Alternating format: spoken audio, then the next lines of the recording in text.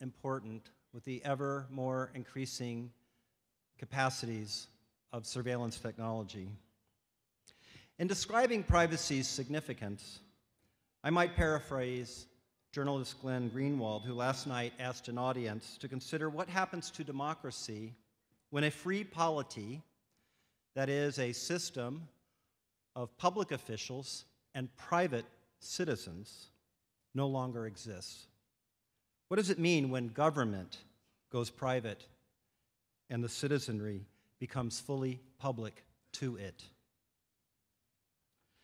To this end, a few weeks ago, our Center for Digital Society and Data Studies presented a symposium on the conflict between Apple and the FBI.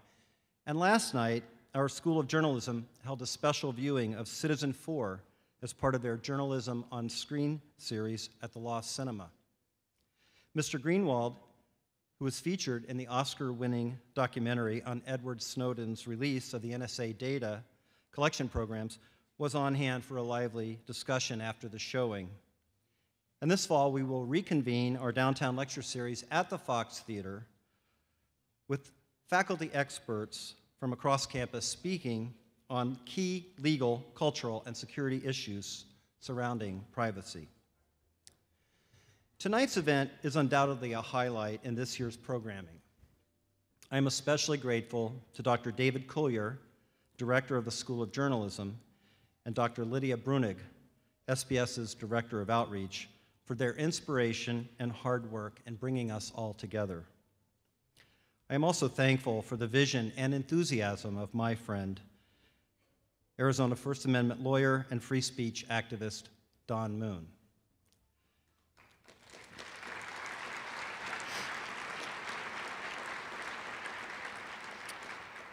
His Don Bennett Moon Foundation is financially underwriting this evening's conversation. Another collaborator has been First Look Media's journalism outlet, The Intercept, which is live streaming this discussion across the globe tonight. I also thank the college's Center for the Philosophy of Freedom, the School of Information, and its Center for Digital Society and Data Studies, the School of Journalism, and the Department of Linguistics.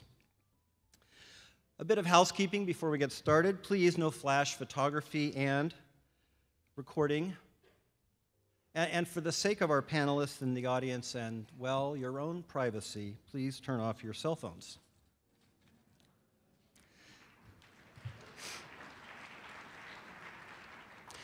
Let me begin with our moderator, Ms. Nuala O'Connor, the president and CEO of the Washington, D.C.-based Center for Democracy and Technology. Ms. O'Connor is an internationally recognized expert in internet and technology policy, especially in the areas of information governance and the potential for the internet to support individual freedom. She has committed her career to finding policy solutions to affect positive outcomes. Ms. O'Connor serves on numerous nonprofit boards and was chairman of the board of the International Association of Privacy Professionals. Before joining the Center for Democracy and Technology, she was at the U.S. Department of Commerce, where she served as Deputy Director for Policy and Strategic Planning, Chief Counsel for Technology, and Chief Privacy Officer. And she was also the first Chief Privacy Officer at the U.S. Department of Homeland Security. Ms. O'Connor holds degrees from Princeton, Harvard, and Georgetown University's Law Center. Welcome, Nuala O'Connor.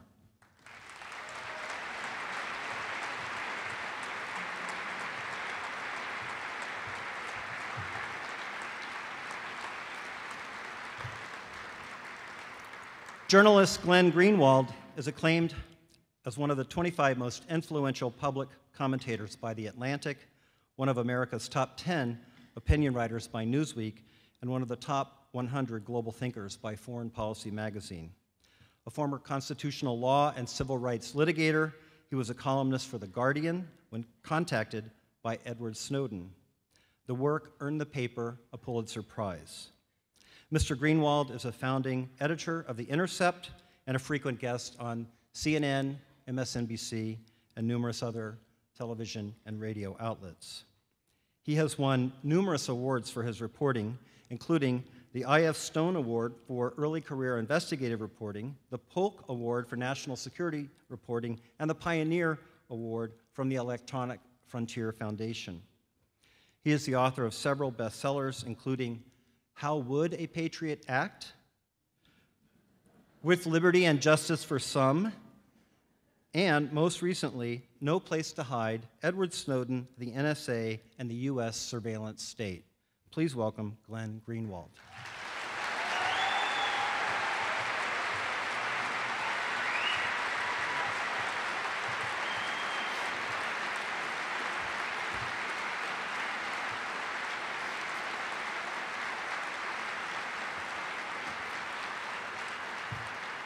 Friends of the College of SBS will readily recognize our third speaker, Dr. Noam Chomsky, Professor Emeritus at MIT and the founder of modern linguistics. I'm pleased to say that tonight marks his third appearance at Centennial Hall. The author of 100 books and countless articles, Professor Chomsky's ideas have not only revolutionized linguistics, they have indelibly shaped every field in the behavioral, cognitive, and mathematical sciences. He is, according to the Chicago Tribune, the most cited living author. Tonight, of course, you will hear Noam Chomsky, the public intellectual, the self-described libertarian socialist and anarchist, a critic of established politicians on both the left and the right. Over 1 million Facebook friends keep up with his consistently hard-hitting critiques of U.S. policy. Please welcome back Noam Chomsky to the University of Arizona.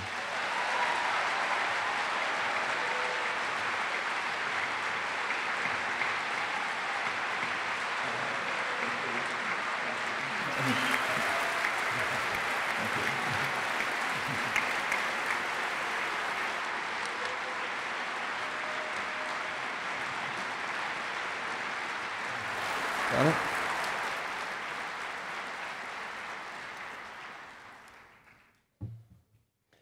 And finally, Mr. Edward Snowden is joining us remotely from an undisclosed location in Russia. He made headlines in 2013 when, while employed as an NSA contractor, he divulged top-secret information about the NSA's and the CIA's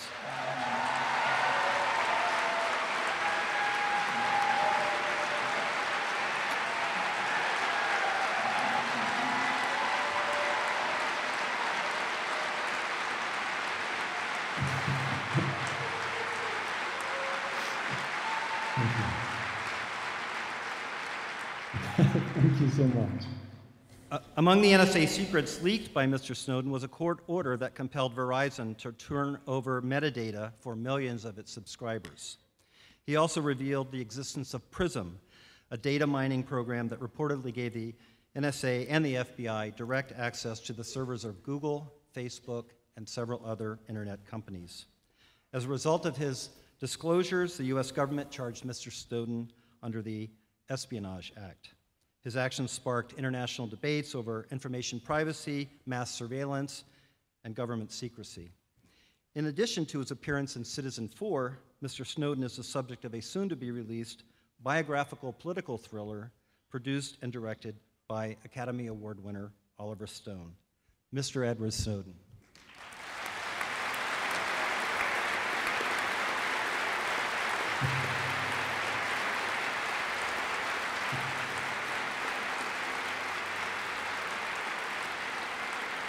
Good to be in Arizona.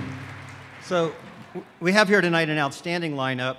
You may be interested to know that over the past couple of years, each has appeared with one of the other speakers in this or that public forum. But tonight, on this stage, they are together for the first time. Enjoy.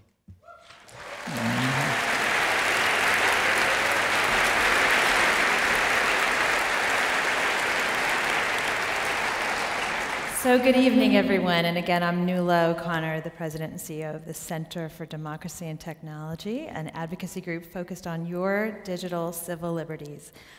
It's such a great pleasure to be here in Tucson at the wonderful University of Arizona. Such a beautiful campus, such a majestic setting to talk about our freedoms. I want to thank Dean John Paul Jones and the entire team from the College of Social and Behavioral Sciences for hosting us tonight.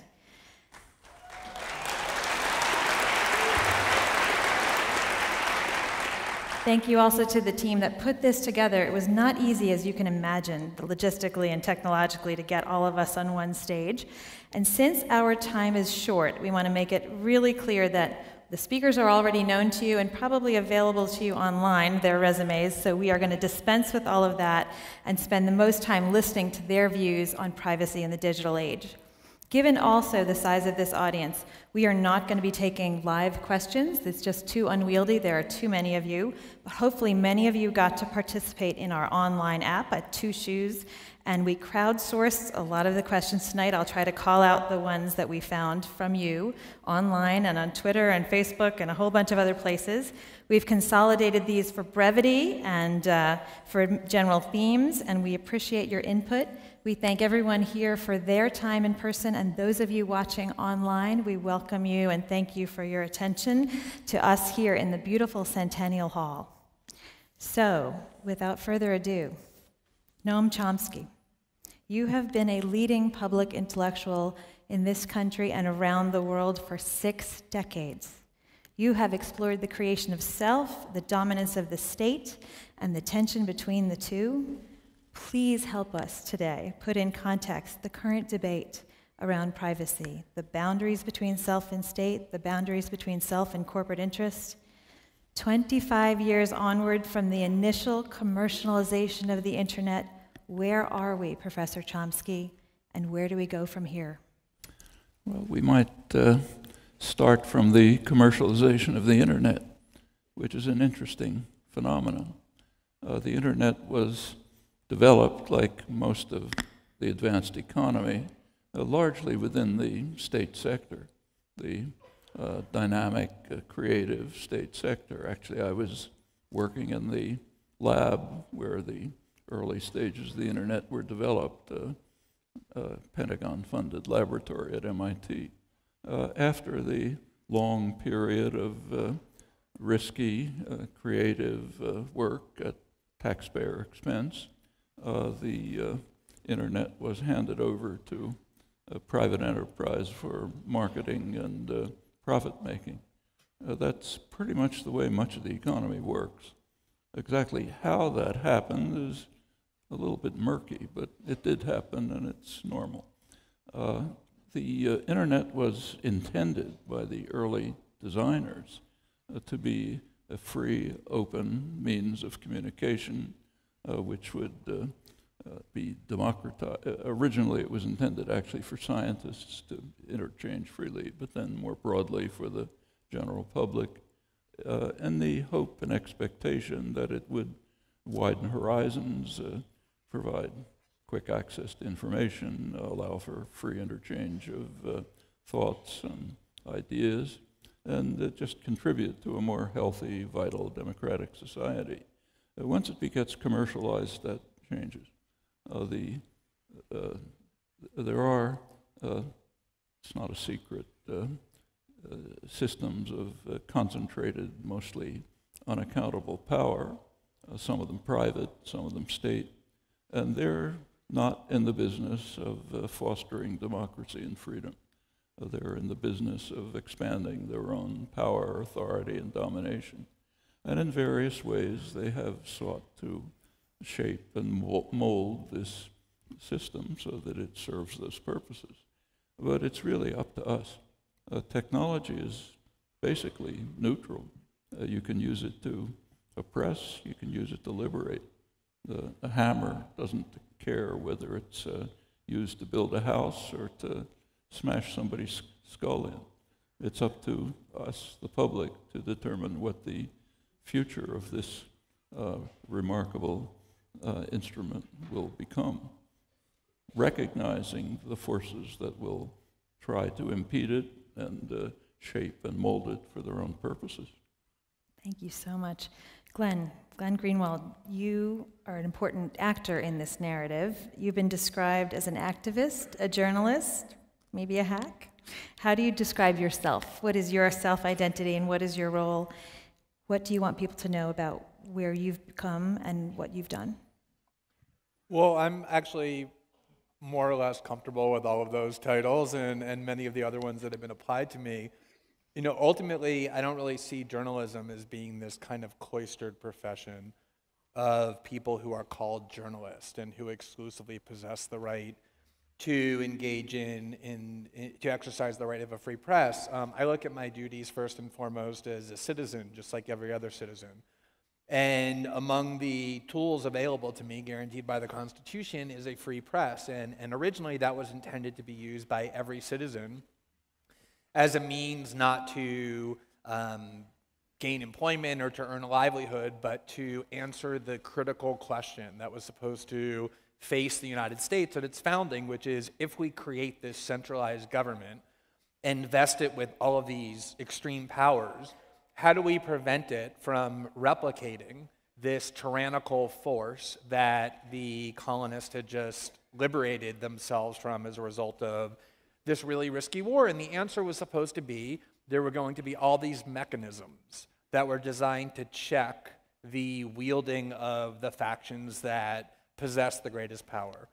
And one of the most critical checks was supposed to be a free press, the ability to stand up to people who wield power and to say, you're making these claims, and rather than mindlessly ingest them or repeat them, I'm actually going to challenge them, and I'm going to investigate them. Rather than letting you operate in the dark, I'm going to shine a light on what it is that you're doing so that the citizenry is aware of the things that you're doing with the power that we have given to you. And so whether you call that activism or whether you call that journalism or whether you call it treason or whatever else you might want to describe it as, you know, to me, much more important than the label is the substance of that function. And to me, the core of that function, at least as I try and embrace it and try and practice it, is to make certain that the people who wield the greatest political and economic power are incapable of doing that with no restraints, but instead constantly meet all sorts of critical scrutiny and impediments and attempts to push back against it. And I think everything that we've done in this matter and in everything else I try and do in my journalism is about trying to make things a lot more difficult for those who wield the greatest power. Thank you.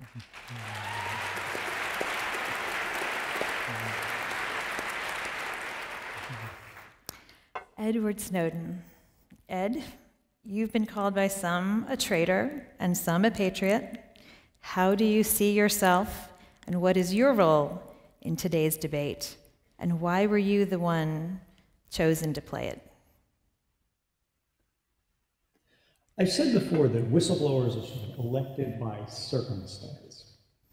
The idea here is that we are a government that derives its legitimacy from the consent of the governed. But that consent is only meaningful if it's informed. Now, we're supposed to have a system of checks and balances to ensure that that is always the case. We know what's going on. We have the ability to cast our votes to direct the activities of our government. We have an executive that should be checked by the courts that should be directed by the Congress, and this sort of virtuous cycle is supposed to be founded on the idea of competition between them. However, things have changed increasingly over the existence of our nation from when we were first founded, and we were very allergic to the idea of a strong central power, to the very recent past, where we have a government that seems to be almost completely unrestrained by law or the Constitution. And we've had former government officials say things like, we do what's illegal immediately, the unconstitutional takes a little bit longer. But the idea here is that a nation is comprised of people, as is a community, as is a government, as is every structure in which we cooperate with one another. And we all have not just a right, but a responsibility to alert those around us, the other members of our society, of wrongdoing when and where we see it. Now, there were no whistleblower protection laws that applied to intelligence agency contractors like myself in my position. And as I gained seniority, as I gained awareness of what the government was doing, as I gained sort of higher and higher clearances and access to more and more classified information, I saw that the public declarations of government officials were very different from the actual reality of what was happening. In fact, we were operating beyond the law in a way that many argued was unconstitutional. And courts have since confirmed that, declaring these programs likely unconstitutional and even calling them Orwellian in their scope. And it's important to understand, how did we get here? How did we reach a point where the individual is all that society can rely upon? Because of course we don't want the individual citizen, the individual conscience, to be the last safeguard. Now, giving false testimony to Congress is a felony in our country.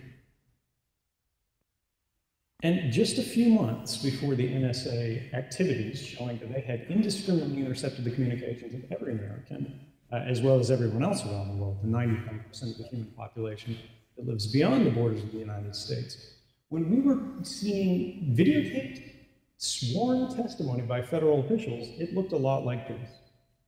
Does the NSA collect any type of data at all on millions or hundreds of millions of Americans? No, sir. It does not. Not wittingly. There are cases where they could inadvertently, perhaps, collect, but not wittingly. Now, in his defense, after that became quite publicly known to be false,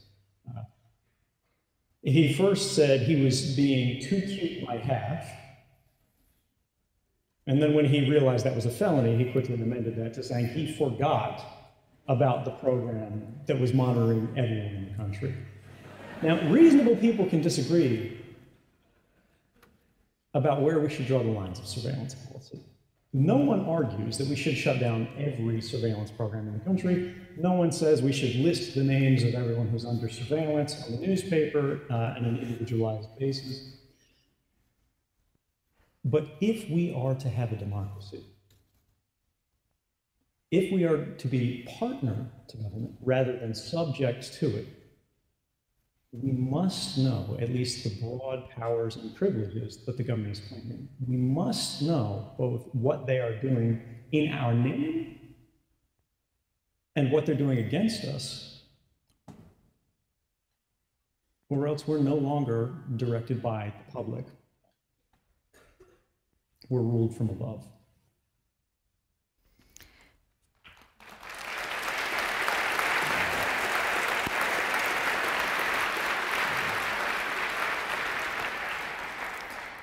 So we're going to start from the very beginning with the fundamental question of what is privacy. Glenn Greenwald calls himself a constitutional lawyer, maybe a recovering constitutional lawyer, I'm not sure. Recovering. So he knows that there is no right to privacy ensconced in the US Constitution, although there are state constitutions that use the word privacy. So my question really for the whole panel, and we'll take it one by one, is what is privacy? The author Jeffrey Ritter wrote that privacy is a contractual bond. As we know, our friends in Europe think of it as a human right. In Latin America, the construct is habeas data, my data myself. I personally like that one. At CDT, we think of the construct as digital self, that your data is an extension of your person, an extension of self, and should be treated as part of the body. Where should we be drawing the line between the self and the state, the self and the corporate interest, the self and each other? I'm going to start with Noam again. Well, I think we should start from a principle which derives from the Enlightenment and classical liberalism, the principle that any form of authority, domination, and hierarchy must be assumed initially to be illegitimate. It carries a burden of proof. The burden of proof is on the structure of authority. It has to demonstrate that it has legitimacy in specific circumstances. And sometimes it should be a pretty high burden. There are times when that burden can be met. So if I'm walking in the street with my granddaughter and she runs out to the street and I grab her back and pull her back, I think I can justify that authority. But justification of authority is extremely difficult. And if you look carefully, it's a burden that can very rarely be met. So the issue in this case is typically security. And it's therefore, we have one of the good things about the United States is that by comparative standards, it's quite an open society. We have access to documentary records from the government, which is unusual, maybe unique by historical standards. And we can look at it, and we can investigate to what extent government actions have been motivated by security. And when you investigate that, I think what you discover is, first of all, that there are different kinds of security. There's security for state power. That's constantly protected. There's security for the concentrations of economic power, corporate interests, and so on, that are highly influential, overwhelmingly influential in determining state policy. And we find plenty of attention to their security. And then there's the question of security of the population. That turns out to be a very low consideration of very little significance. It's constantly either ignored or overruled in the interests of the real concerns of security. I think I can't demonstrate it here, but I think it's a challenge to look at the record, which we can investigate, and I think that's what you find. And that strongly suggests that the claim to legitimacy of authority in this case is on very shaky foundations and should be very seriously questioned in case after case. Glenn, it's a penumbral right. So how are we doing? Well, at the risk of picking a fight with the moderator, earlier than I planned Come to. on. All right, you don't have to Bring it. urge me too much. I'm happy to do that. No, I do think actually, when you talk about privacy, the starting point is the fact that it is actually protected in the U.S. Constitution, albeit not with the word privacy. If you look at probably the amendment to the Bill of Rights, which received the greatest attention, it was the idea that the government had no power of general warrants, meaning what the king used to do is order entire villages or neighborhoods or cities subjected to house-by-house searches, that instead you had to have this particular suspicion, reasonable cause, in fact, probable cause, that the person was engaged in some sort of wrongdoing before the state had the right to inspect their papers or persons. That is, in essence, the crux of the definition of privacy. And in so many ways, the debates we're having now were settled over 200 years ago when the government said, we don't have mass surveillance in this country. It's a violation of fundamental rights.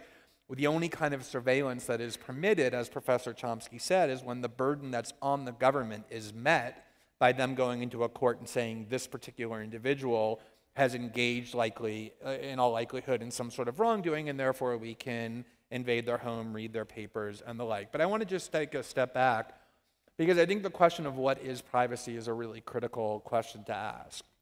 And the reason is because a lot of times people treat it as though it's this kind of abstraction. Like, we understand why physical needs, like the need for food or shelter or healthcare, are things that are these immediate, urgent needs that are fundamental to who we are.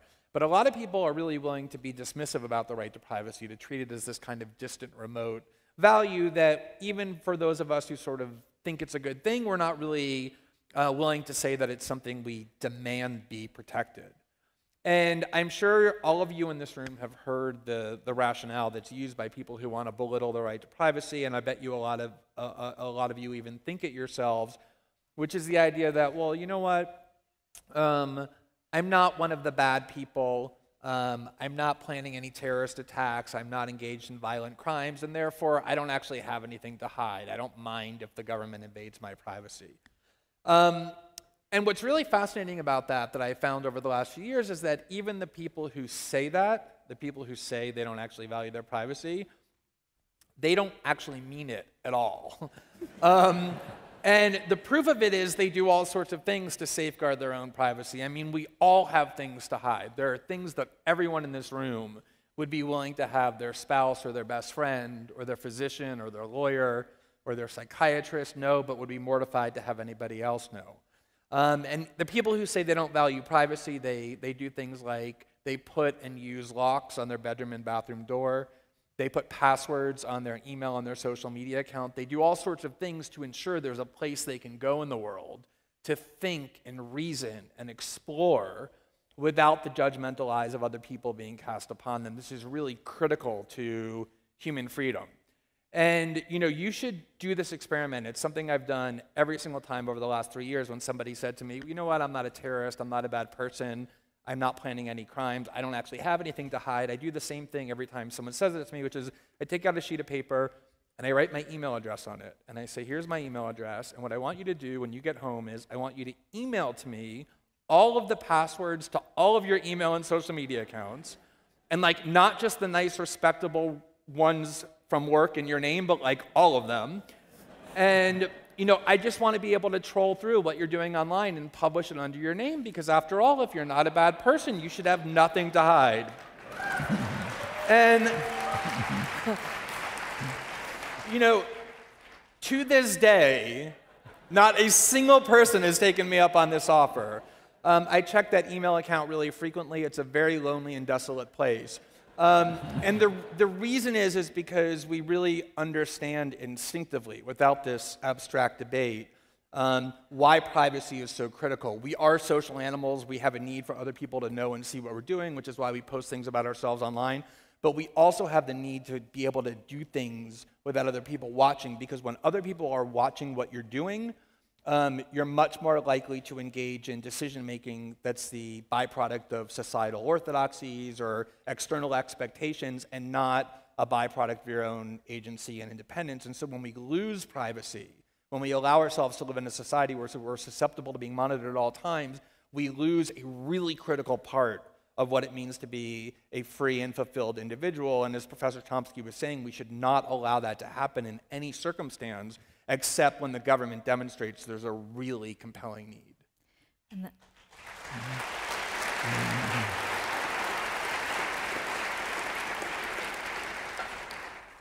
to have the quiet spaces for creativity and soul searching. And Ed Snowden, in the days and weeks and months after the revelations that you sparked became clear to the American public, Pew Internet Life research showed that people were modifying their behavior, they were self-censoring, they were curtailing their own speech. You have perhaps arguably given up some of your own privacy in order that many of us have more, one would hope, in the future. What are your thoughts on that? So there are a couple things that I want to pursue on that. If I could make a quick technical note to the people working the stage audio, I can hear myself quite loudly, which is making it hard to speak at length. But you mentioned that privacy is a penumbra right, of course referring to previous statements by the Supreme Court. But I would offer a slightly different formulation here. Drawing on the arguments made by a former Supreme Court Justice, Brandeis, who offered that privacy is really something different and altogether more valuable than what we expect in the common usage. When we talk about privacy today in the modern context, we're really asking the word to do too much work. Privacy means many different things to many different people. Privacy for many people is just settings on their Facebook page. And so they go, I don't really care, it's just Facebook. But privacy is so much more. Brandeis said privacy is the right to enjoy the products of our own intellect. I would go further.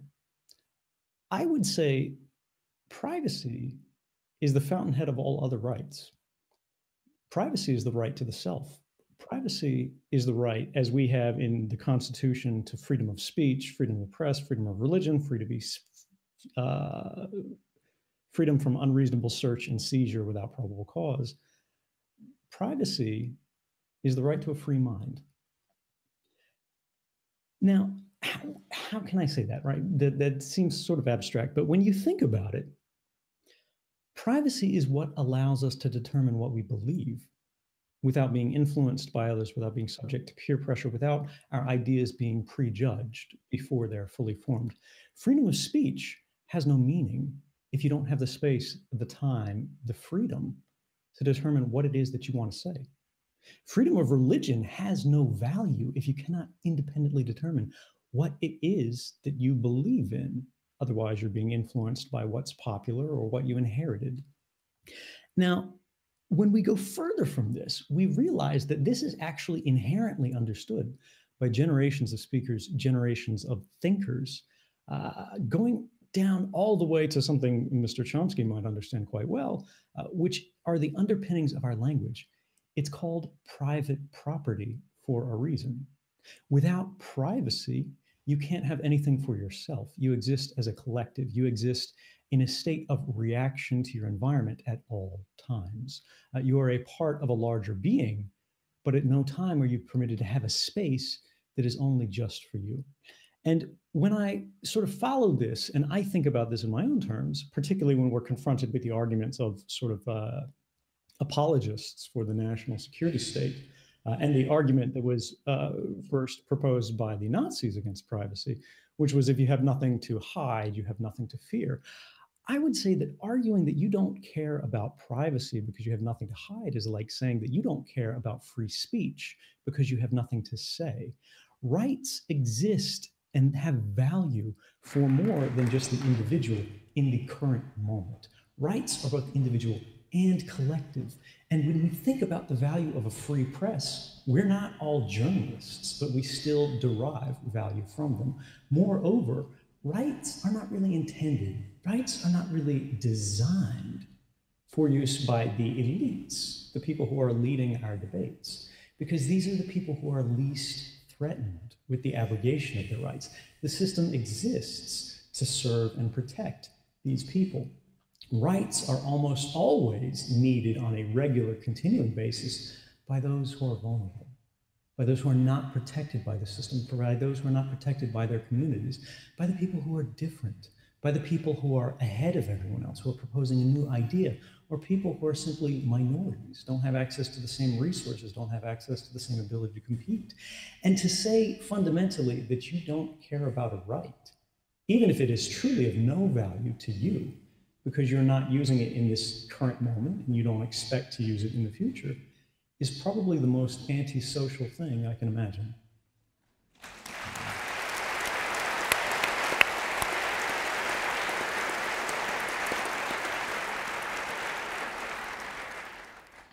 For someone who's worked in privacy pretty much my whole career, I can't tell you the joy that I'm experiencing right now just hearing these comments. It's just a little too much fun. A question from our Two Shoes app. You all clearly care about privacy, and all of you watching at home care about privacy, and these gentlemen are contributing incredible amounts to this debate and the thought leadership. But do people in general care? Is there a generational shift? Is there a difference? Are people's experience of social media and their willingness, and let me just say, I don't necessarily agree with all of these questions. I am reading from a piece of paper, just so you know. Do people's activities online and being willing to give so much information freely show that people are less concerned about their digital selves than perhaps we all might want them to be? Let's start with Ed again. So I'll try to take this quickly, because since I just rambled for some time here, I would argue it depends on the individual, because ultimately privacy, your feelings, your beliefs are always individual in nature. You can try to extrapolate from this, you can try to do some polling based on the groups, but to say that it doesn't have value even to the majority isn't really that material, even if it is the case. Again, rights don't exist for the majority. Rights exist to protect the minority against the majority. But even in this context, right, even if we put that aside, I would argue that many people do care about privacy, and they're beginning to care about it more than they have before, because they didn't realize it was threatened. They didn't realize they were being watched. As you saw, as you said previously, we've seen polling that indicates people are getting more protective of their privacy now. They're being more careful. They're concerned about the monitoring that's occurring. And when we think about why this is, generally there's a question here. that I would actually be really interested in the ideas of the other speakers on the stage, is that there's this traditional idea that we inherited that some human interactions leave no trace. They occur without records. They are ephemeral in nature. It's an experience shared between you and your spouse, you and your pastor, or as they used to say, sort of in the privacy of your own home, the things that happen within those four walls are between you and your God, if you believe in them. Now, the NSA and other intelligence services around the world thought, well, that's really quite a shame, because imagine if we could hear everything. Imagine if we could hear what was happening within the four walls of your home. There would be tremendous investigative value in this. Now, they're not wrong. And the problem here is not necessarily that surveillance can occur at all. It's that it happens indiscriminately. It's that it happens to all of us, all of the time. And we're populating sort of buckets with the activities, the records of everyone, because they're out there, they're free. As long as you can access the telecommunications service providers, you can pull them right off the wire, what the government calls metadata, which the public would understand much better by its actual meaning, which are private activity records. Who you call, where you go, the things you've done, the purchases you've engaged with, the diary of activities of your life with every entry of what you've done, but not necessarily the details of how that you did it. Now, we take that back to this idea that there were private spaces before that no one could intrude upon by virtue of the fact that no records were left behind. If you wanted to know what someone did within their home, you had to ask them, and you had to hope they were willing to cooperate. Again, these were things that really, unless there's a God out there, there was no witness with the parties involved. But what we've seen is the advances of technology have allowed these state security agencies to go, well, why don't we build God from a machine? Why don't we create that form of omniscience through technology and create records on everyone just in case at some point we want to go back and look and see what they did? Now, this is a fairly extraordinary and unprecedented thing. Now, it is possible that the majority of the population would argue that this is a good thing, that we want our governments to be powerful, to be capable, to be omniscient, because then they could thwart additional crimes. But if that is to occur, at the very least, this is a decision that I believe the public should be involved in. We have a right to know, and we have a right to discuss it. This is not a decision that can ever be made for us by a few officials behind closed doors. And unfortunately, that is increasingly what we see happening. You know, I could just address that. You know, on the question of whether people care about privacy, I remember really vividly when Ed and I were in Hong Kong before we started reporting these stories. We spent a lot of time talking about what the likely outcome of the reporting would be. And we really had no idea what it would be. And I remember, because it struck me so much, Ed at one point saying, you know, I don't have any fears about what's about to happen in terms of what gets done to me, about going to prison. And it was clear that he meant that. And he said, the only fear that I really have is that we do this reporting and we unveil this to the world and people just sort of shrug and say, well, I assume the government was doing that, or I don't really care that they were doing that. And that it would be a 1 or 2 day story and then people would forget about it and go about their lives. And of course, that's exactly what did not happen. It became this enormous, incredibly consuming worldwide story, not just in the United States, but in dozens of countries on multiple continents around the world, precisely because people were so angry and offended at the intrusion into their privacy, including people who might have said in the past, I don't really care. And there's all kinds of evidence that shows just how concerned they are, from the massive increase in the number of people around the world who are now using encryption to protect the privacy of their communications, to the number of people who put pressure on the US government and both parties to enact legislation limiting these programs. But maybe the best evidence of all about how much people care about privacy is the behavioral change in Silicon Valley companies, the biggest ones, Yahoo and Facebook and Apple and Google and Microsoft. When I first read the archive that Ed gave me, one of the things that struck me the most was what full-scale collaborators these companies were in the surveillance state that the NSA had created. They were not only complying, there's a helpful chart from Ed that has just magically popped up, all the companies that were part of the prison program and when they joined. And it includes essentially every leading company in Silicon Valley. And they not only cooperated to the extent the law required, but even way beyond that. There were documents about how Microsoft would meet with the NSA to help them build backdoors into Skype at the same time that they were promising the public that Skype was impenetrable.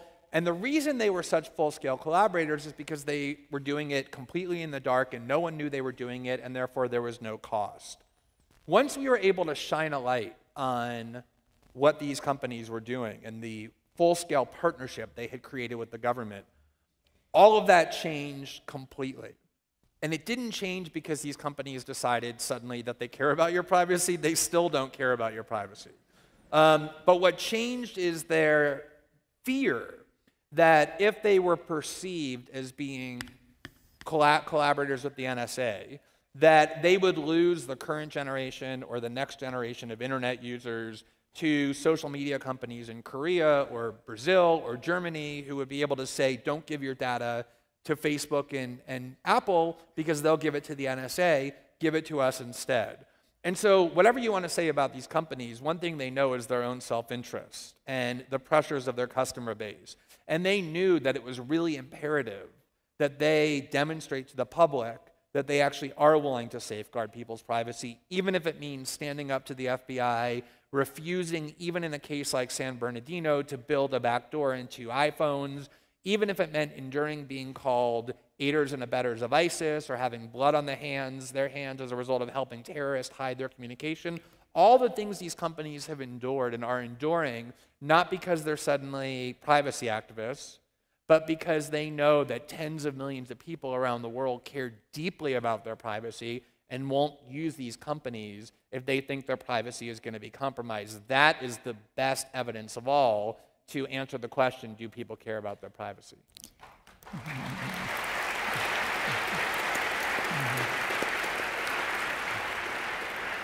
And hold that thought, because we're going to get to encryption and Apple and FBI in just a minute. And I've said over and over again that the post-Snowden era really is one in which we have crystallized the issue at the digital age, which is the blurring of the lines between data held by corporate actors and data held by the federal government, and our unknowing prior to several years ago.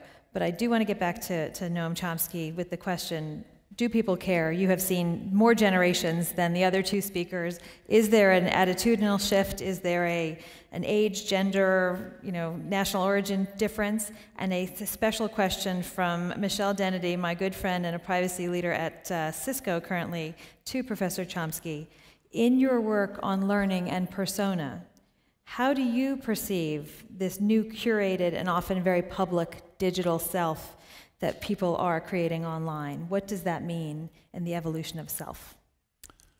Well, with regard to the personal need to privacy, my own feeling is that the answer was given centuries ago by Blaise Pascal in his Pensées, his thoughts. He observed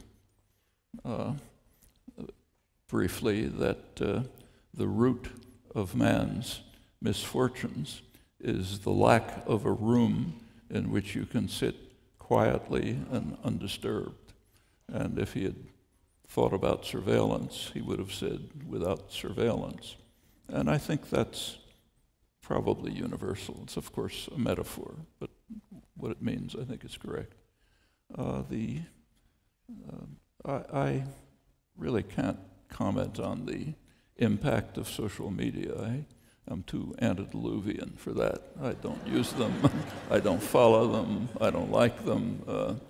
My grandchildren use them, okay. But what effect that's had, I suspect that my general feeling is that it's kind of unhealthy. I think it leads to a sense of intimacy that is fraudulent, very superficial interactions among people, which So, I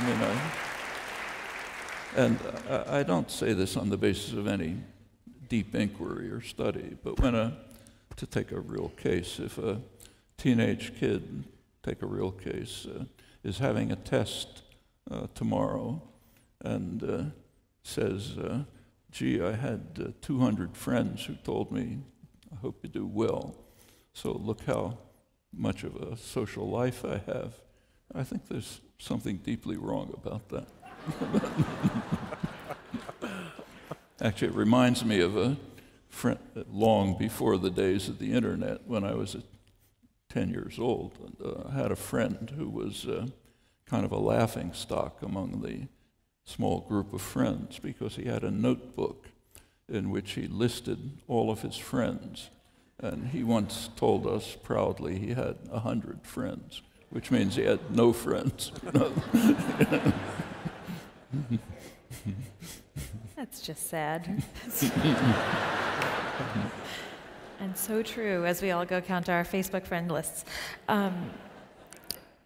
So many threads we can pull out of this conversation, but so much of what Ed and Glenn have talked about is the concept of state secrets.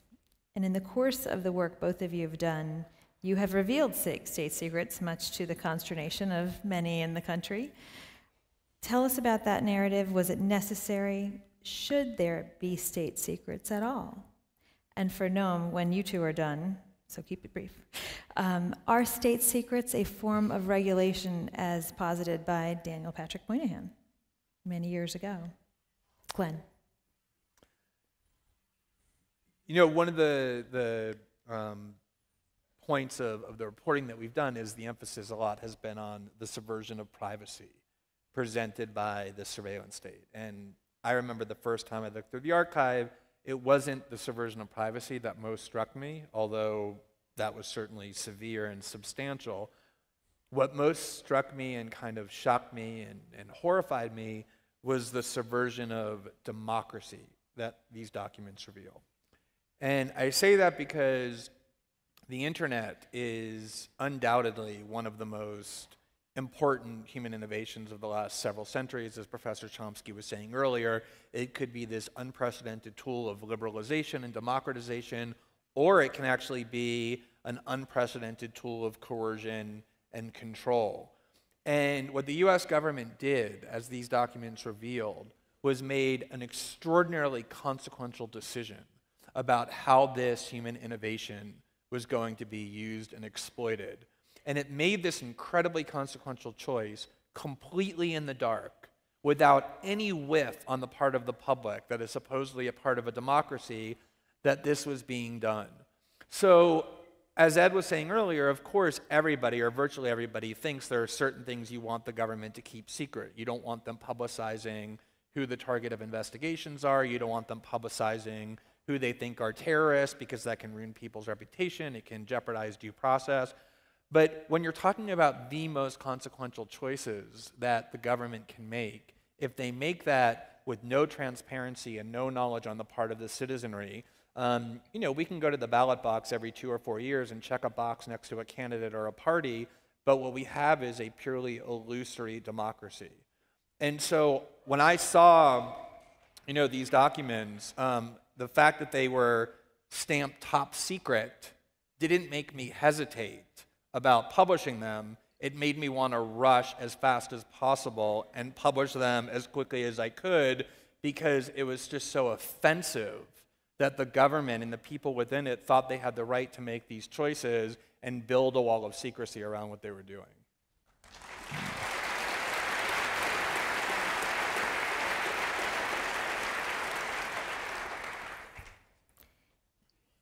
If I could follow on that, just from a point of answering the direct criticism, which is, did this put people at risk, right? Because we do have a lot of very sort of national security officials, but increasingly a smaller and smaller percentage of the public believes anyone actually came to harm as a result. Now, why is that? In 2013, you could credibly make the argument that, oh, these reporters are going to have blood on their hands, these newspapers are going to get people killed, because of what's published, because we didn't know. And it seemed scary at the time. Nobody knew what the next story was. Nobody knew how the Washington Post, the Guardian, or Der Spiegel were going to handle the reporting. But now we're in 2016, and the Director of National Intelligence, the Director of the CIA, the NSA, the DIA have all been called in from Congress multiple times and basically begged on both knees by many different committees to give them a single name of a person who died as a result of this reporting, and it's never happened. Now, how did that come to be? And that's because of intentional decisions that myself and the journalists made in the process of reporting out this material. I made individual determinations about what documents I believed would be in the public interest to know, what showed violations of law, of constitutionality, and of simple morality in many cases, and other things that were needed simply for context, for journalists to be able to understand what the real value of these programs were, where they actually worked, where they functioned correctly, properly, and where they didn't.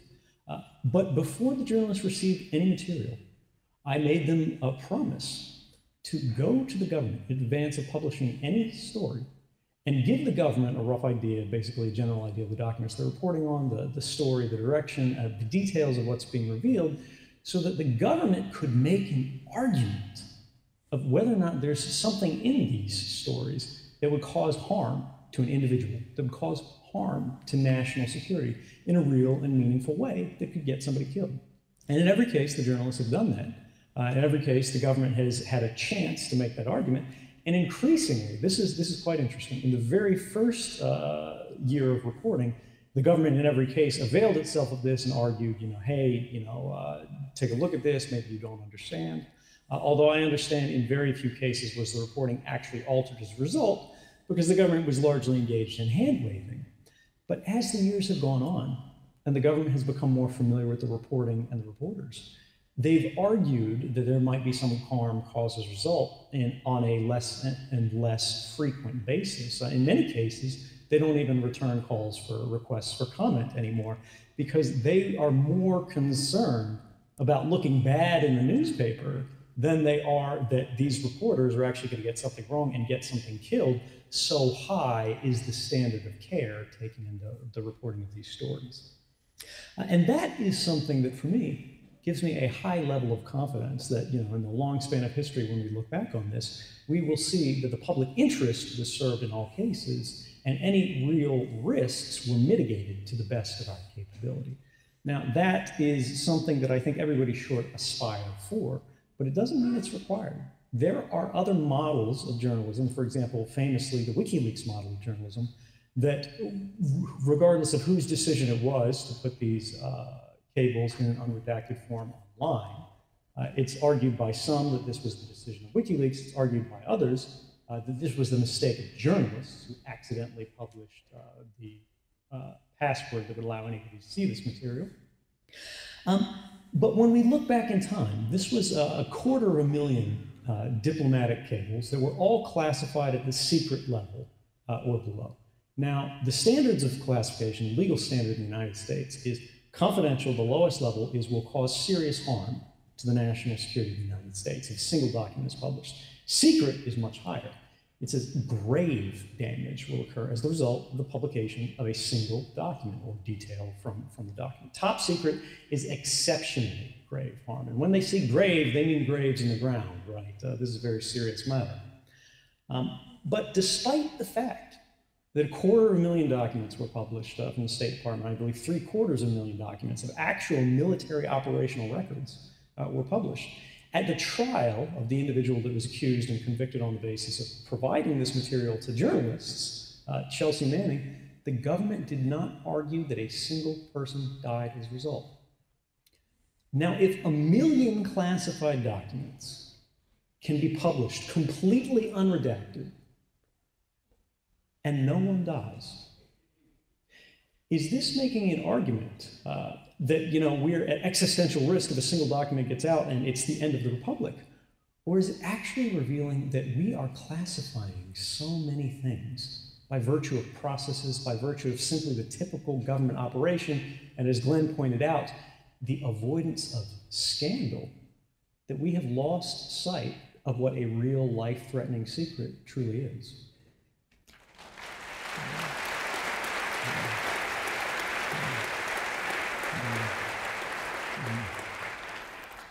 So just a follow-up point of clarification and then a question. You said top secret. Ed, you said secret. Were you looking at the same documents, or did I hear that wrong? You know, when he said secret, he was talking about the WikiLeaks documents that were released. Many of the documents that we released as part of the Snowden reporting were top secret, although just quickly to follow up on one thing Ed said, just to give you a sense for how much these secrecy powers are abused, there are literally documents in what he provided that are things like the vacation schedules of various employees, rules for their lunchroom, how you make requests for time off, and at the top it will say top secret, which the standard is supposed to be grave harm to national security. And I think that's actually the bigger problem. The bigger threat is not that we might release a document inadvertently that shouldn't have been released because it's top secret. The much bigger threat is that your government, almost reflexively at this point, makes it a felony to disclose anything that they're doing, no matter how routine and no matter how standard.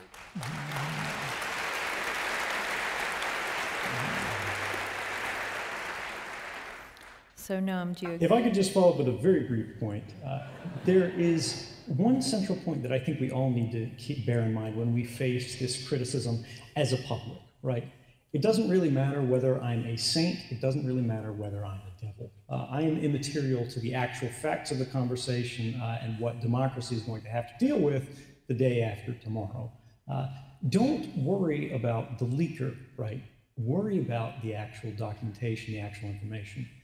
And on the inverse, the other side, when we see these officials that are arguing against it, they're saying, oh, it's risky, oh, it's damaging, but they don't show any evidence of the fact that anyone's come to harm as a result. Think about what they're doing. And this is really the core of the controversy to which we all must be vigilant and be careful about and to push back against when we see it happening. What they're doing when they argue that the New York Times or the Washington Post or the Guardian or any other newspaper shouldn't be publishing stories about the secret activities of the government, is they're trying to change the subject. They're trying to make us have a conversation about the theoretical risks of a free press that is enshrined in our First Amendment, rather than the concrete harms of the actual details of their operations that are being published.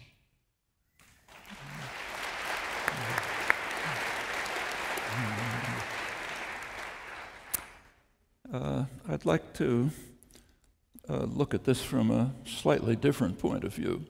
I mentioned before that we're lucky in the United States that it's a relatively open society with regard to secret documents. Nowhere near enough, but by comparative standards.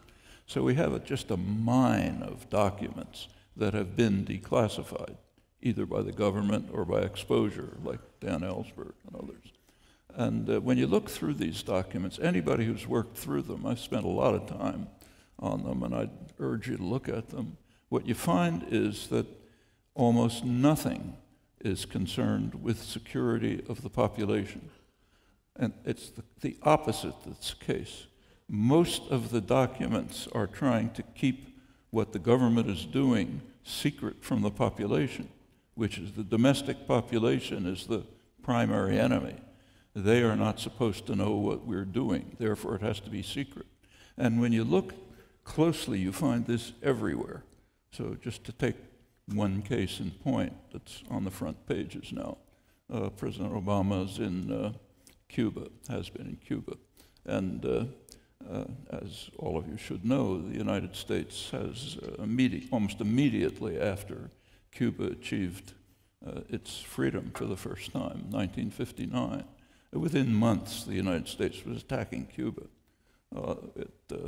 Kennedy launched a very serious terrorist war, murderous, brutal terrorist war. There's been economic warfare, harsh economic warfare. What's it for? Well, the secret documents tell us. Now that they've been released, we know what it was for. We find that it was because, I'll quote, because of Castro's successful defiance of U.S. policies going back to the Monroe Doctrine in 1823, which asserted, couldn't yet implement, but it asserted the U.S. right to dominate the hemisphere. And Cuba was carrying out successful defiance of this doctrine. That can't be accepted. Goes on. The problem of the Castro idea is that it encourages people in Latin America to take matters into their own hands, an idea which will have considerable resonance in other countries aside from Cuba because of the historical circumstances, and we can't tolerate that. And it goes on like that. Now, the government does not want you to know that that's why we're carrying out terrorist wars and economic warfare. It wants another story. And you find this everywhere you look. You can find some things that are genuine national security, but they're extremely rare. Overwhelmingly, it's security of the state from the population, which it regards with some justice as its a primary enemy.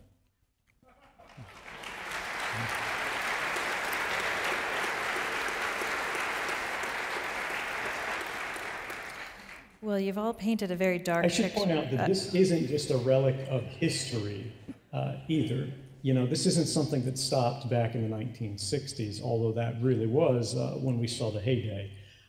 We have seen, and this was reported in The Guardian, I think, Glenn, you may have had some hand in this, that even in the modern documents, the same thing is repeated. The GCHQ, the British version of the NSA, which works on the basis of NSA technology, NSA even helps fund them, their documents quite bluntly stated in a classified document that could not be released to the public, it was above top secret level document, said that what they were really concerned about if these programs became public was not the loss of lives, was not that attacks would succeed, was not that anything would slip through and we would be in danger, but rather, their words, quote, a damaging public debate on the scale of its activities would lead to legal challenges against the constitutionality of these mass surveillance programs. And we saw in this case, they were absolutely right to be afraid of that because we did challenge it in court and we won.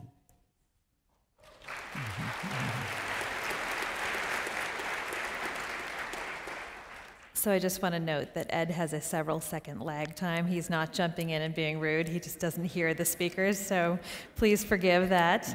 And we'll try to forgive you too, Ed. I'll get back to you later.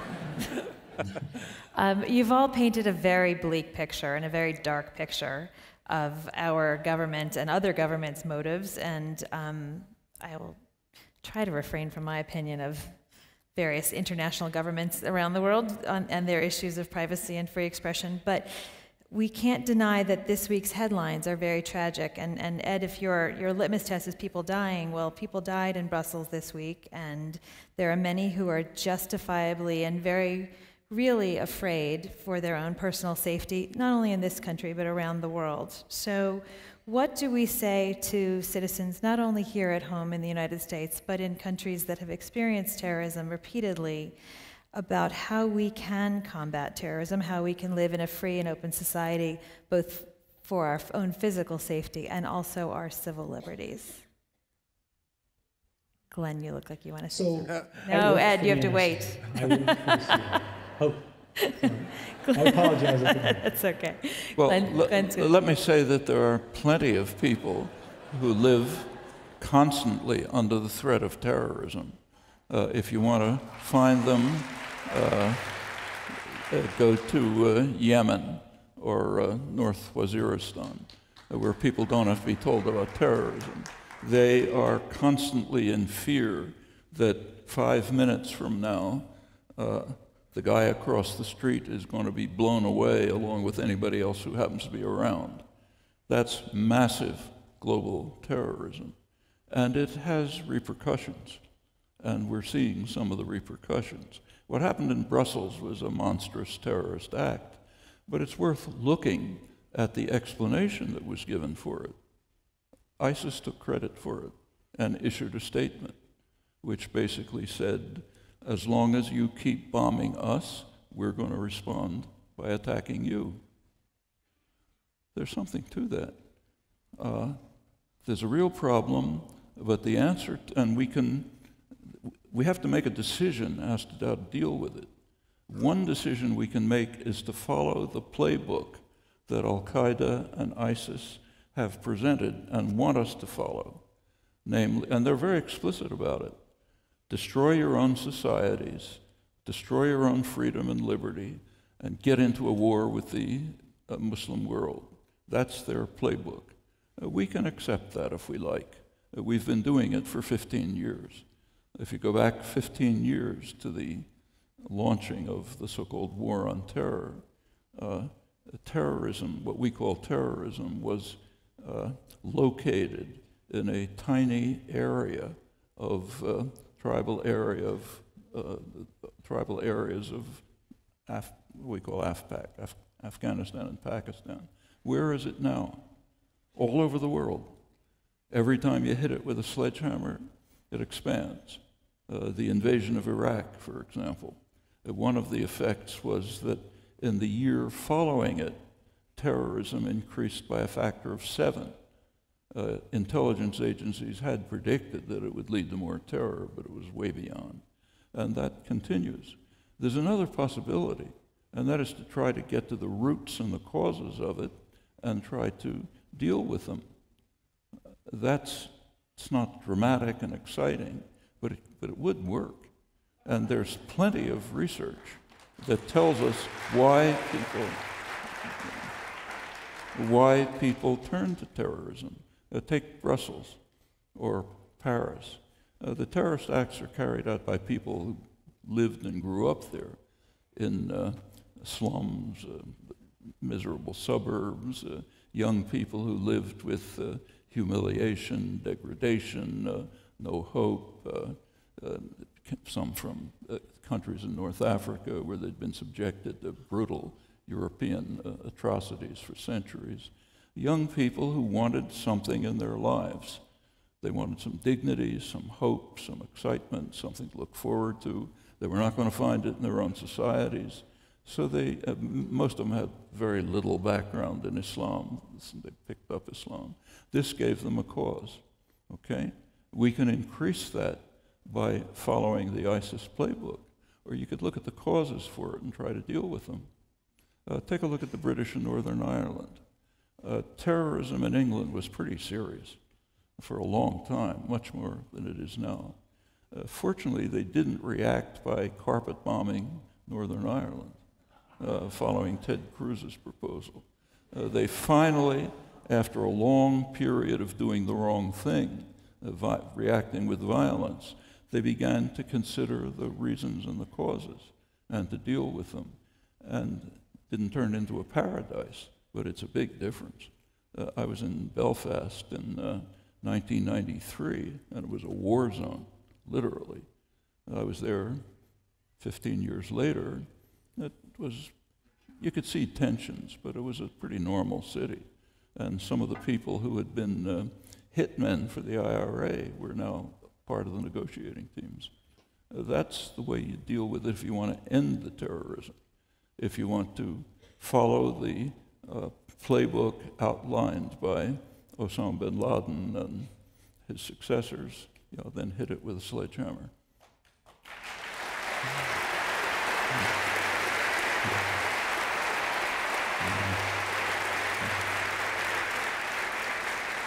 So, I also want to address that root cause issue in a minute, because it's really at the crux of everything we're talking about here, because even people inclined to agree with a lot of what we're saying about the value of privacy ultimately run into that brick wall called terrorism, which is really just fear-mongering. You elevate people's fear enough, and they're eager to run into the arms of authority. This is human nature that has existed for as long as human beings have. But let me just quickly address a couple of specific points with relation to terrorism and surveillance.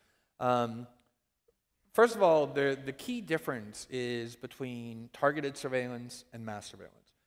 Nobody disagrees that targeted surveillance is legitimate. The idea that you have reason to believe that certain individuals are plotting violent acts against civilians and therefore you monitor their communications. If that's what the US government had been doing, you would never have known the name Edward Snowden. There would never have been a leak. That's exactly what they're not doing.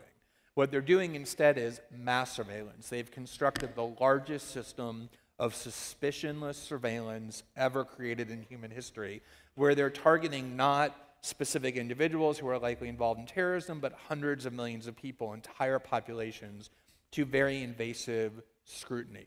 One of the things that struck me when I read through the documents was how few of them have anything to do with terrorism. As Professor Chomsky was saying earlier, you read through documents and you're shocked by how little of it has to do with national security. There's tons of it that have to do with spying on economic targets, on oil companies, on economic conferences where countries negotiate trade agreements, spying for diplomatic advantage, spying on entire populations, including our own. Very little of this apparatus has been devoted to actual terrorism. And then the final specific point I want to make about that is that we always talk about, and your question suggested this, that there's a trade-off between security and privacy. So that if you want more security, you have to give up more privacy and let the government spy more, and vice versa. This is a really false dichotomy. And huge numbers of experts have said that when you allow the government to collect billions of telephone calls and emails every day, as the US government is doing, billions every day, that it is virtually impossible for them to find who's going to detonate a bomb at the Boston Marathon, or who is planning on blowing up a jetliner over Detroit, or detonating a bomb in the subway and airport of Brussels, or attacking a newspaper in Paris, because they're collecting so much information that they can't possibly find what they claim they're looking for. And if I know that, and if all these experts are saying that, they know that as well, which ought to really provoke the question, is it really the case that they're just so incompetent that they don't get this basic fact that if they collect everything, they won't know what they have? Or is there some other purpose to this spying system beyond the stated purpose of finding terror plots? And I think that ultimately is the key question. And, I just want to make one point about terrorism itself, and Professor Chomsky made all the key points, but what's really remarkable to me is I've had the misfortune, because I was traveling this week throughout the US, of being subjected to what I typically try really hard to avoid, which is watching cable news. And what's amazing is, they had like wall-to-wall coverage of every minute aspect of this terrorist attack in Brussels, and they had like all their famous TV correspondents in their really chic overcoats being deployed to Brussels, walking around like all investigative and whatever. All those actors who play the role of journalists on TV, they're all in Brussels. And,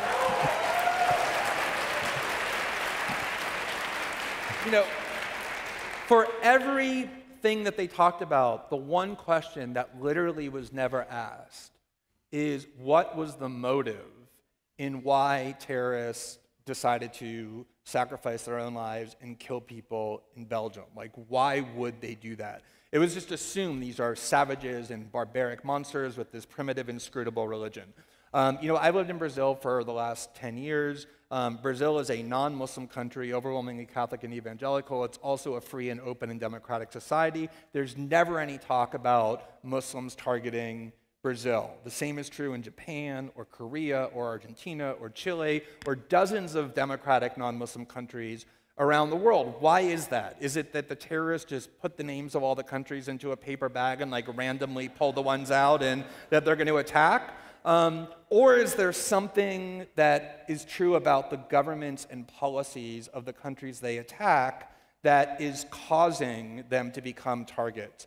And there's tons of evidence, as Professor Chomsky said, but just go to Google and Google 2004 Rumsfeld report on terrorism.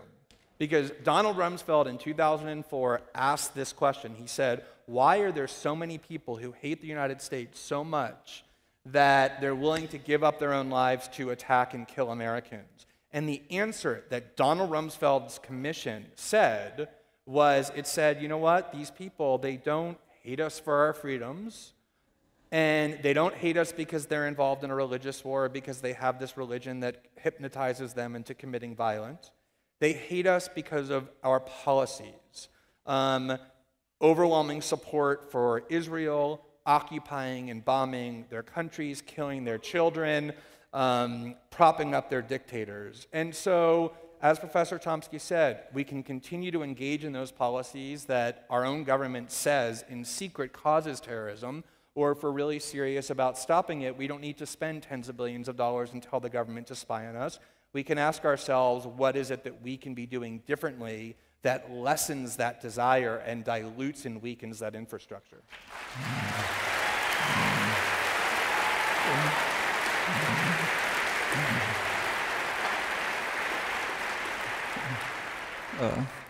If I can just add a word, that report was quite interesting, and particularly interesting was that it was a repeat of a National Security Council document from 1958, when that's one of the advantages of living in a free society where you can get declassified documents. President Eisenhower in 1958 asked his staff, why is there a campaign of hatred against us in the Arab world, not from the governments, but from the populations?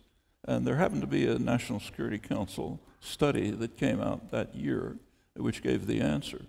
It said there is a perception in the Arab world that the United States supports brutal and dictatorial regimes and blocks democracy and development, and that we do it because we want to make sure we can control their resources and their policies.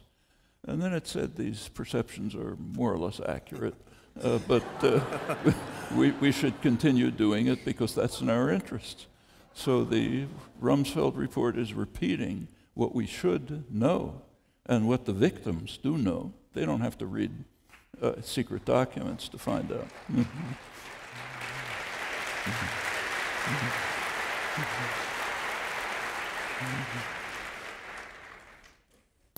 Ed, we're going to let you jump in.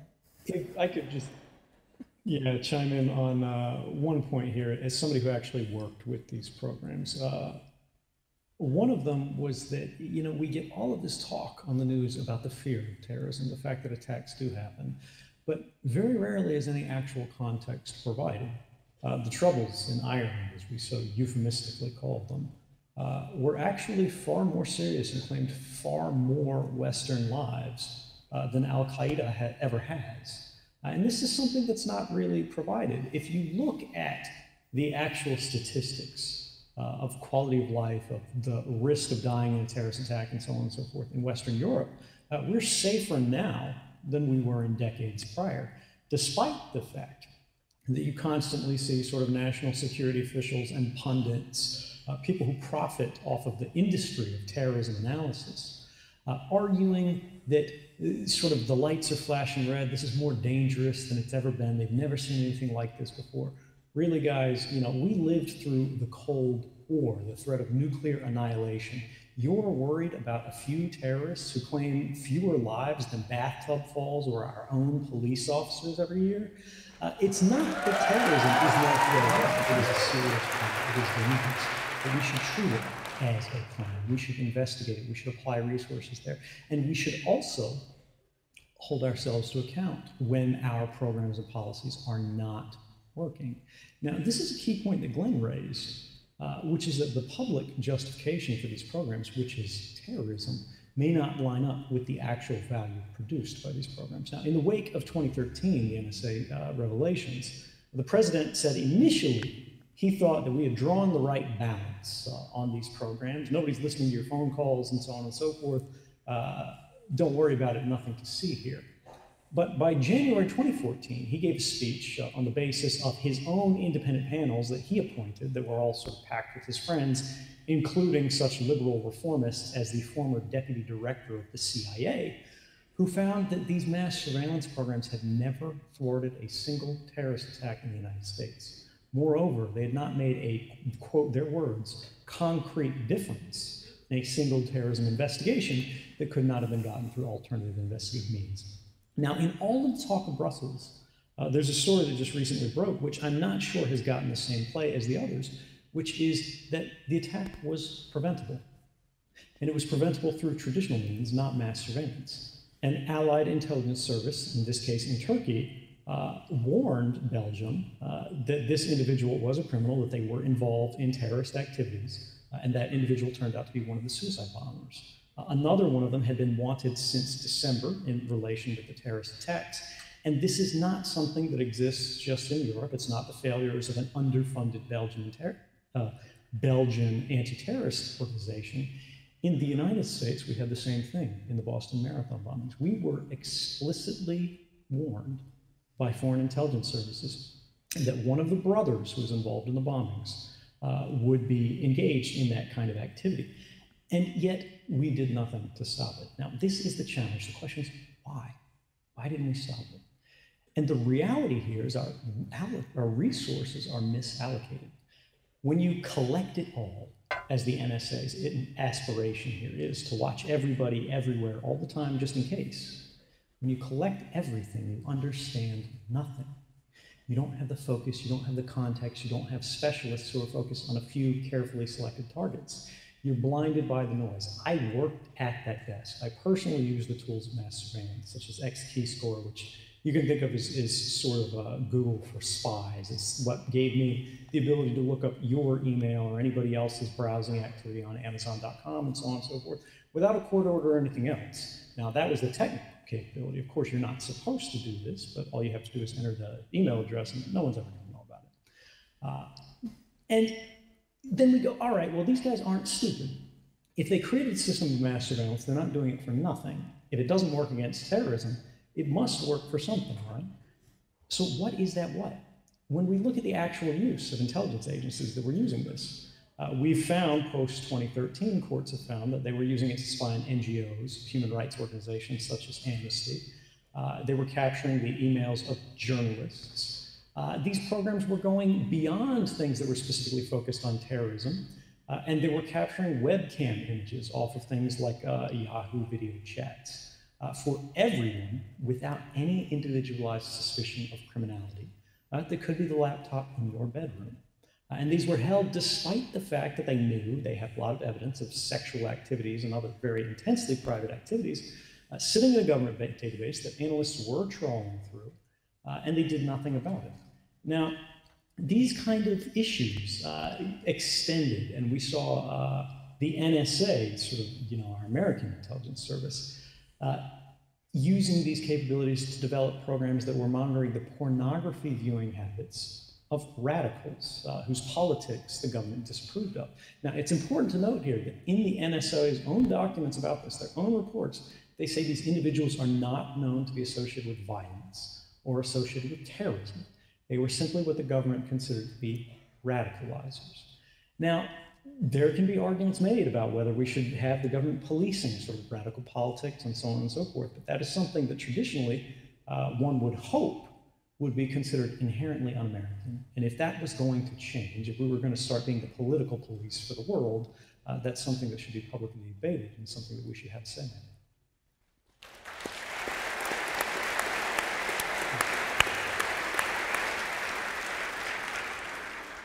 So bringing the terrorism and national security conversation back to each of us individually and locally, obviously a critical case working its way through the courts right now is Apple FBI.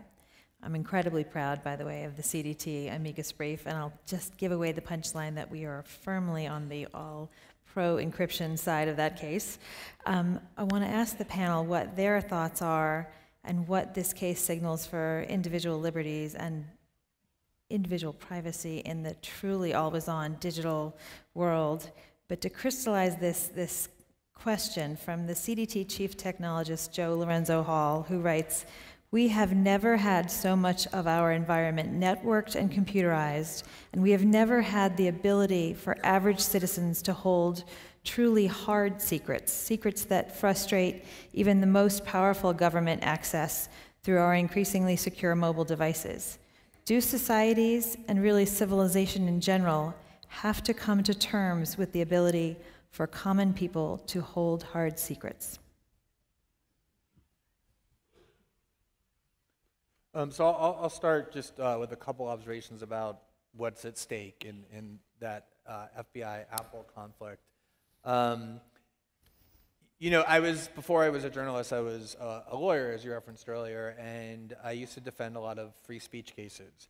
And the tactic of the government whenever they want to erode free speech is to pick the most unsympathetic possible person to abridge their free speech, that the precedent is created, that they have the power to abridge free speech, and then they can start making their way outward to more sympathetic cases, but by then it's too late because the person they began with you hated so much that you allowed them to do it. And that's why free speech defenders like the ACLU find themselves defending the Ku Klux Klan or neo-Nazis or Fred Phelps, the most hated people in society, because they're the ones who are most vulnerable to having their rights abridged in a way that will let your rights be abridged after. That's exactly what the FBI did in this case, was they found the least sympathetic case possible. Who would ever argue that the FBI should be blocked from accessing the telephone of the person who committed the San Bernardino murders? Nobody would ever argue that. And yet what the FBI was doing in this case was pure deceit. They wanted to create a precedent whereby Apple and other companies were forced into essentially involuntary labor on behalf of the government, where they would be forced to build, using their own engineers, backdoors that would let the FBI access not just this iPhone, but all iPhones. That would also then be a backdoor that a lot of other people could use. And the broader philosophical question that really was raised by this is, which is what the question suggested, which is, should there ever be a way that citizens can communicate in a way that the government just physically cannot access? That really is what the government is attempting to do. Their motto, sort of like football teams have mottos or car rental agencies have mottos, the NSA has a motto, and their motto, as Ed said earlier, is collect it all. Not collect a lot of it, and not collect all the terrorist communication. They want to collect it all, which is another way of saying they want to be able to collect and store all communications by and between human beings on this planet, which is another way of saying eliminating privacy in the digital age. And that's what's at stake in Apple and FBI. And the one thing that always fascinates me is we all read 1984 in high school, and it's sort of become almost a cliche to bring it up in privacy debates. And unfortunately for me, high school was a really long time ago, which is when I read 1984, and I had actually misremembered it. I remember the warning of Orwell being that if you live in a society where you're always being watched, that's when you lose freedom.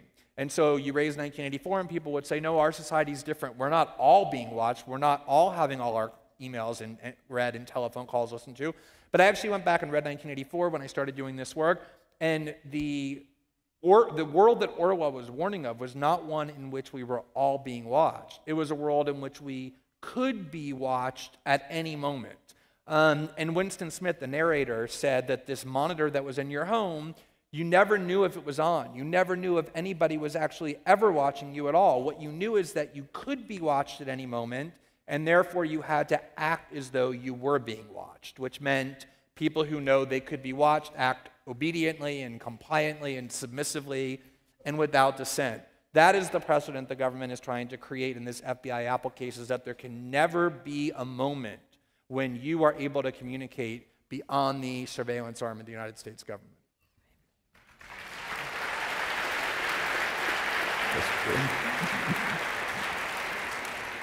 Happy to endorse those remarks. Ed, what are your thoughts?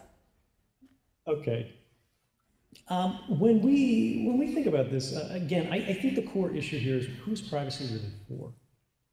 Privacy is not for the powerful when we think about who should hold secrets, should the public be permitted to hold secrets. Nor is it new. Again, the ephemerality of human communications is actually the status quo. That's the way it always was in the history of our species. Think about it. If you were a police officer and you were investigating a crime, would you rather have the technology and the state of play of human communications today available to you, or would you rather have it 200 years ago when telephonic wiretaps didn't exist, when there were no records of all of your travels, everywhere that your Easy Pass went on your car, every purchase that you had ever made as a result of your credit card? And critically, it's important to understand that in controversy at this case, is not actually who these individuals were calling, right? It's not who they were in contact with, because all of that information is metadata. Metadata does not simply exist on the telephone, because metadata are the actual activity records. The way the phone system works, right, is you've got a phone here for you, and you've got a phone for the distant end, the person that you're talking to. They don't communicate by magic. The signal has to travel over service providers' lines who are not owned by the customer. And records of all of these activities are being created by the businesses for legitimate purposes, just for the purpose of keeping track of their billing and monitoring, metering, and so on and so forth for quality of service levels, and to make sure you get charged for making a call. Now, these records have already been turned over to the FBI. They've had them since only days after the investigation. So they already know that these phones weren't in contact with foreign terrorists and so on and so forth, because if they were, it happened by magic. And if we're dealing with terrorists who are also wizards, we have larger problems. But the central issue that I really come back to here in the context of what the questioner was asking of, do we deserve privacy, right? Is the world ready for the public to have privacy? Well, again, it's embedded in our language. We're called private citizens and public officials because the government is supposed to know in almost every case very little about us, about the ordinary people, whereas we are supposed to know nearly everything about their activities.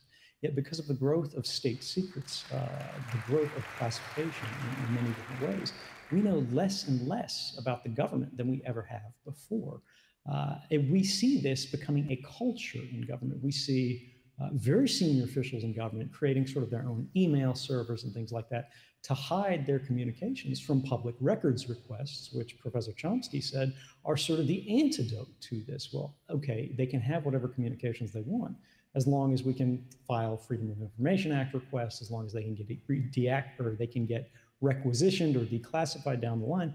But what happens when a culture of unaccountability begins to blossom and take root within our government? And we know nothing about what they're doing. And if they are engaged in unlawful or inappropriate activity, we can never know because they created systems to hide it from us.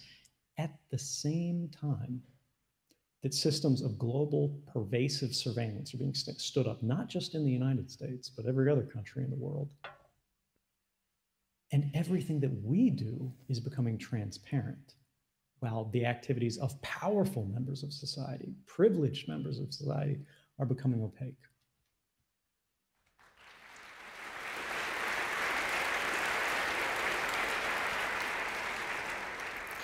So just to follow on to that, Ed, this case for so many of us who work in technology really focuses on the ability of one as an individual to use technology to shield and to protect.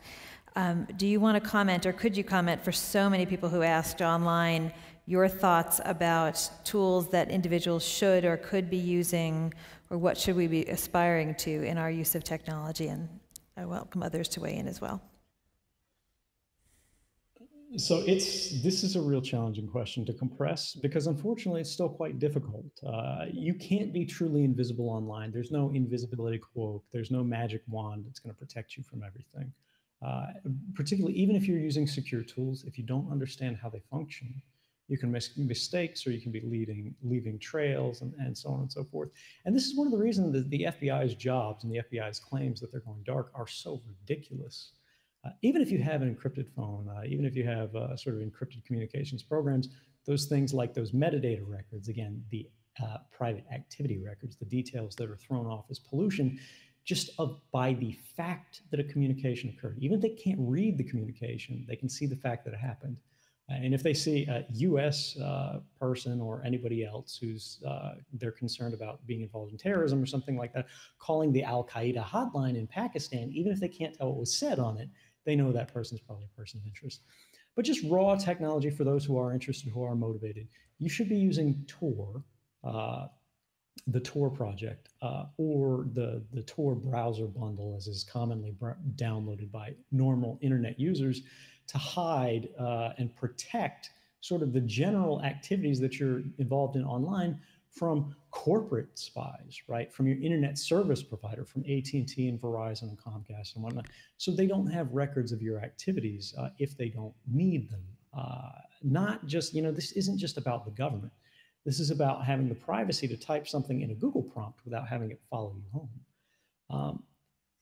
For communications on cell phones, sending text messages, just download an app called Signal. It's in the App Store for either Android or iOS. And this works on telephonic communications. Again, in this way, when you're sending text messages back and forth, or sending pictures that could be intimate, they could be private, your cell phone company can't see them. And the NSA can't be swapping them around as they did with nude photos when I was working there. But in terms of, because there's a counterbalancing thing here where you go, well, if you have these tools, does this mean that terrorists will get away scot-free, that we won't know what's going on? That's not the case. Again, even in the case of perfect software-based encryption in theory, you have to understand the technical principle here, which is anytime you're enciphering information, right, you're scrambling it so that your adversaries can't see it, it means you can't see it either unless you've deciphered it, unless you've unlocked it at some point. Now, typically this is on the basis of a password or some type of derived key, but the way to kind of conceptualize this is that when you turn your phone off, when you put it on the counter, when you leave it behind or whatever, it's scrambled, it's white noise, but it's not any good to you either. It's just a brick sitting on the shelf. If you want to actually see your text messages, if you actually want to call someone, if you actually want to look at your photos or whatever, you have to be able to unlock the phone. And when you do this, this is a point of vulnerability that governments can and do exploit, as do criminal groups and other organizations, because they simply hack your device while it's hot, while it's live, while it's decrypted, and they steal the key that unlocks the device. Or more simply, this was the case of the Silk Road drug market. There was an individual, they were considering him sort of a criminal mastermind type, use encrypted communications and so on and so forth. So they went, oh gosh, we won't be able to get our evidence, which we need to convict this individual, even though they didn't even need it in this case. How do we do it? Well, if we can't break the encryption, are we totally out of luck, right? If Apple couldn't unlock this phone for the FBI, if they wouldn't unlock this phone for the FBI, does this mean the government has to throw its hands up and say, we're done, we have to close up shop, there's no more law enforcement investigations?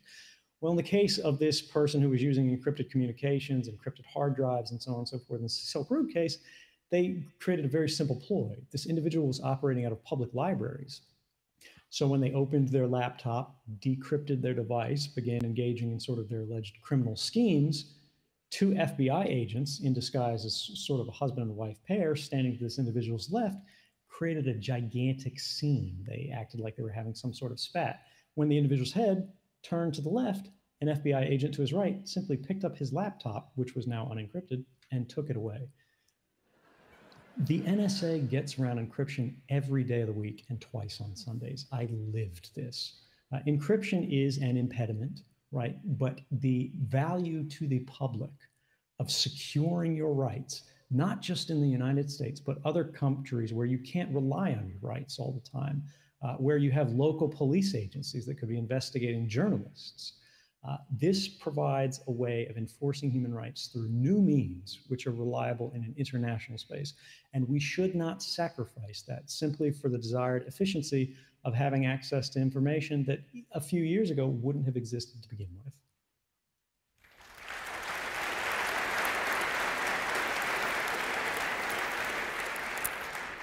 So our time is almost drawing to a close, but I have a couple more questions. And the first one is for Professor Chomsky. You have challenged the role of media as the guardian of the power structure, but given Glenn's meteoric rise as a journalist, and now Ed's status as a Twitter star, although I follow Swift on security and Joe Lorenzo Hall for my cybersecurity needs, so I recommend both of them to you. Should we be rethinking the fourth estate, and is technology disrupting in a good way, or is it simply reinforcing traditional power structures? We should be paying close attention to the way the media frame, choose, organize analyze, present materials to us. Glenn mentioned 1984. Another book that you read in high school, I suppose, was Animal Farm. But I suspect that you did not read the introduction to Animal Farm. You mean me personally just was negligent and skipped over it, or just people generally don't do that? In school, Right. school. Later, yes, Yeah, but right, not okay. in school. The introduction to Animal Farm bears on this question. It was unpublished for unknown reasons, but it was later discovered 30 years later in Orwell's unpublished papers. In the introduction, he basically says, look, this book the introduction is addressed to the people of England. It's called Literary Censorship in England. And the thrust of it is this book is a satire on the totalitarian enemy, but we people in England shouldn't feel too self-righteous about it, because in free England, unpopular ideas can be suppressed without the use of force. And then he goes into some examples, and he has really just a couple of sentences of explanation, which are to the point. He says, the reason is that the press is owned by wealthy men who have every interest in not wanting certain ideas to be expressed. And the other reason, which I think is more interesting, is a good education.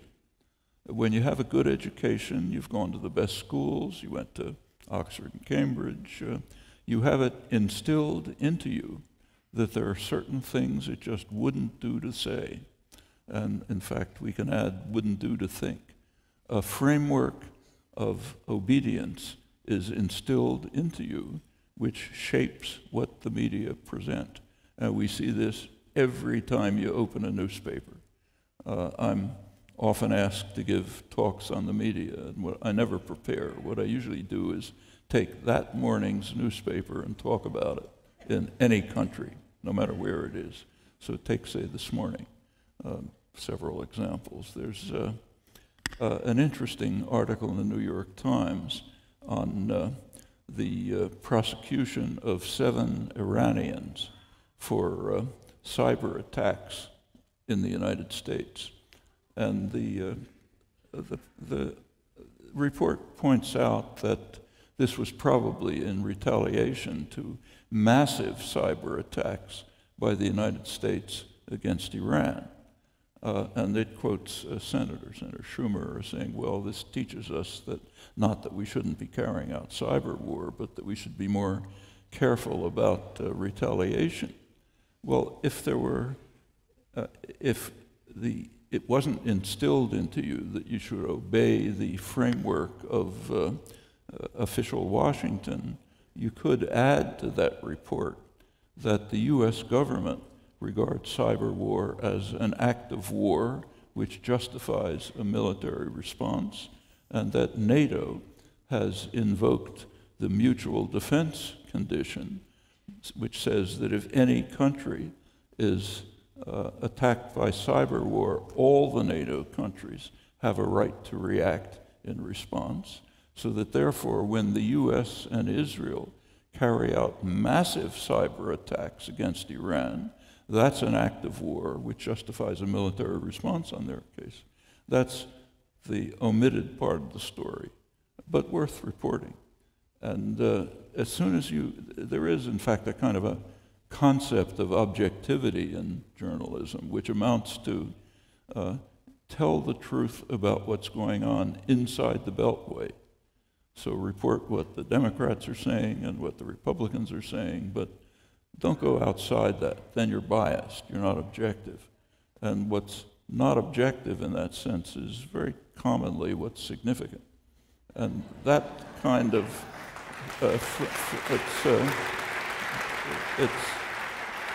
it's not just government secrecy that prevents us from seeing what's going on in the world. It's our own obedience to the framework of conformity and that's established in part by things like a good education. We should be cautious about that. Mm-hmm. Mm-hmm. Mm-hmm.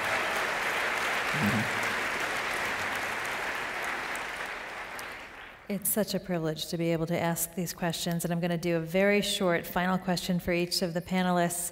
Ed, I'm going to start with you, and it's the same question I asked you when we first met a few years ago. Very simply, if you had it to do all over again, would you?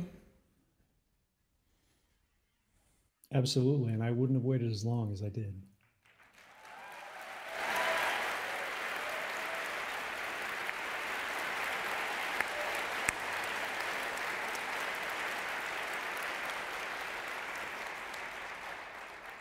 Thank you for that. Glenn Greenwald, anything you would do differently? And did what you did help?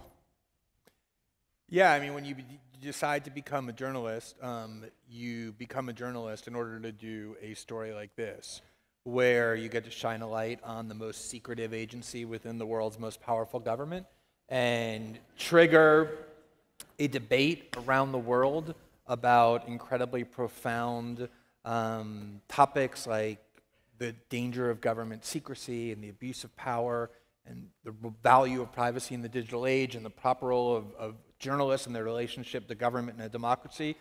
And not only would I do it all over again and do I feel very proud of and vindicated by what we were able to achieve, my greatest hope and actually my belief about what will be the most enduring consequence of the incredibly brave and noble choice of and the act of conscience that Edward Snowden made is not necessarily even what we were able to reveal in this story and not necessarily the document specifically that got revealed, but the way in which I think he teaches the lesson that no matter how much you are without privilege and position and power, no matter how obscure you think you are, no matter how powerless you think you are in the face of injustice, that all individuals have within themselves the power to stand up to even the most formidable institutions. And I think that the courage that he displayed, I know it was contagious for us as we work with him. And just as he was motivated and inspired by people like Daniel Ellsberg and Chelsea Manning and Thomas Drake, I think there's going to be a lot of people inspired by Edward Snowden to come forward and reveal things that never should have been concealed in the first place.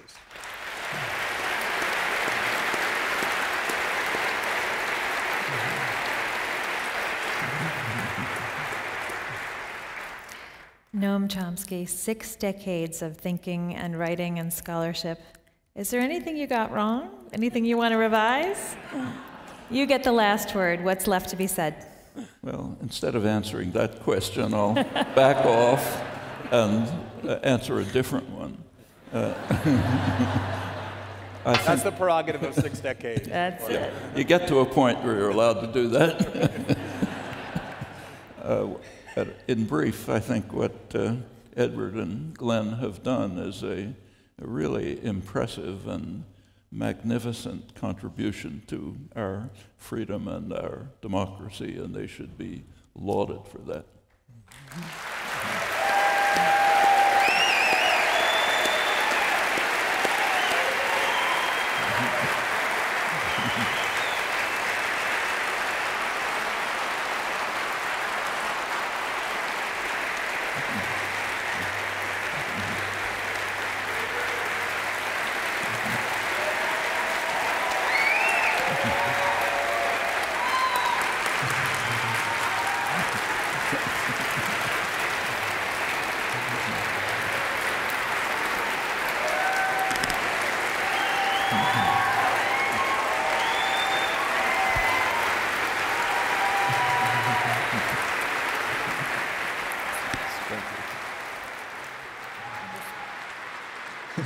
Thank you.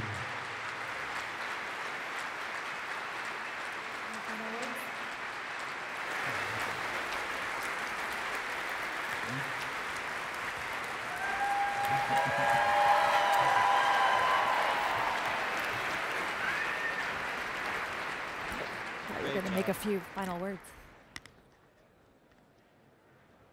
Thank you.